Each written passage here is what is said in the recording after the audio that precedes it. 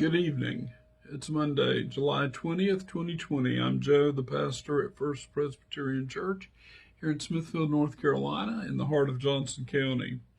Today, 51 years ago, this July 20th, humanity set foot on the moon for the very first time.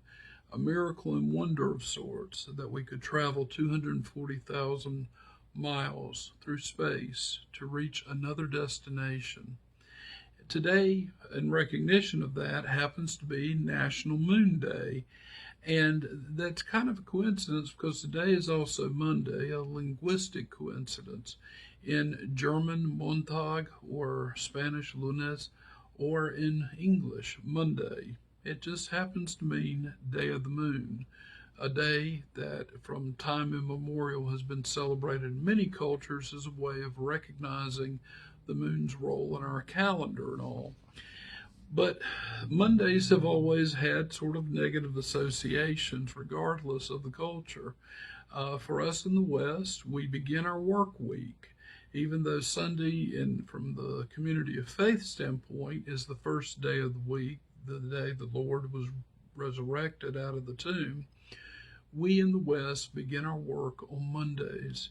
And Mondays have always had this sort of negative association, as much as we may dread having to get up and begin a work week that we know is going to run for 5 or 6 days ahead of us.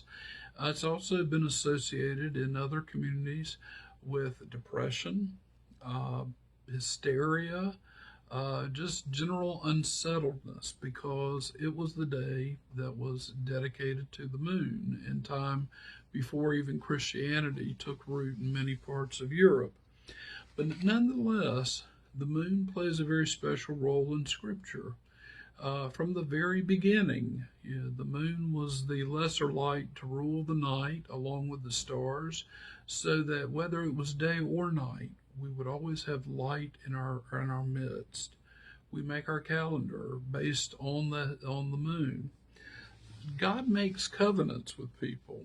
And when he made a covenant with Sarah and Abraham, he said, "Look to the stars of the heavens, and your descendants will be as numerous."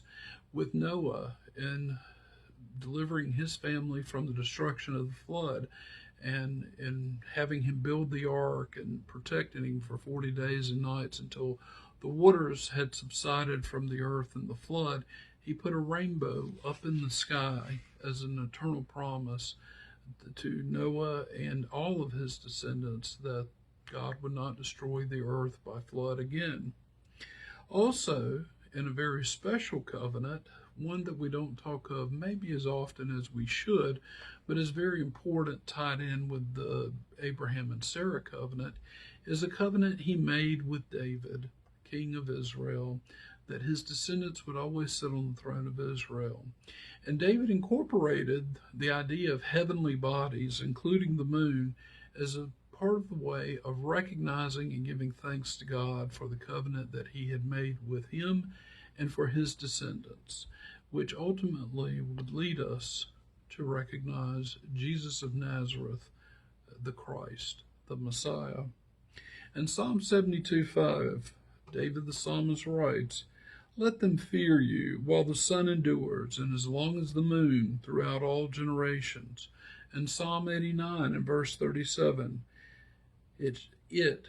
God's covenant with David, "It shall be established forever like the moon, and the witness in the sky is faithful." In the prophet Isaiah, in the 60th chapter, "No longer will you have the sun for light by day, nor for brightness will the moon give you light. But you will have the Lord for an everlasting light, and your God for your glory.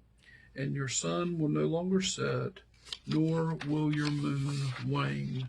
For you will have the Lord for an everlasting light, and the days of your mourning will be over." This is the word of the Lord. Thanks be to God.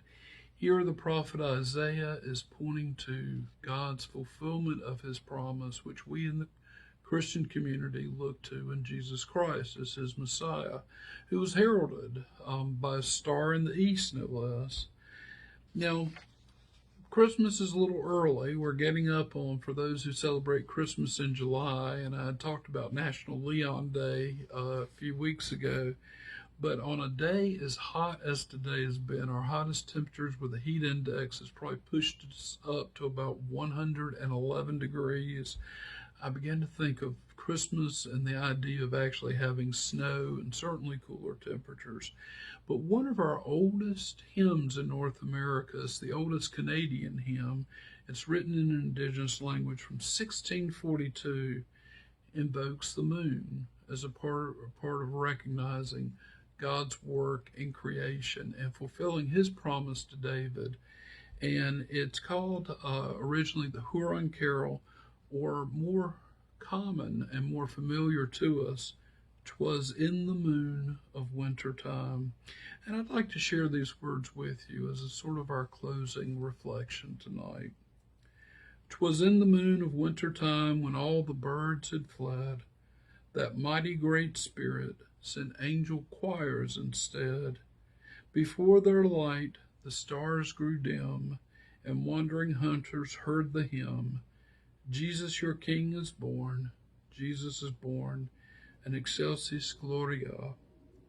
In this, the blazing heat of summer, on this moon day, Monday, we anticipate even now the blazing glory of God in the highest heavens and the fulfillment of his promise in Jesus Christ.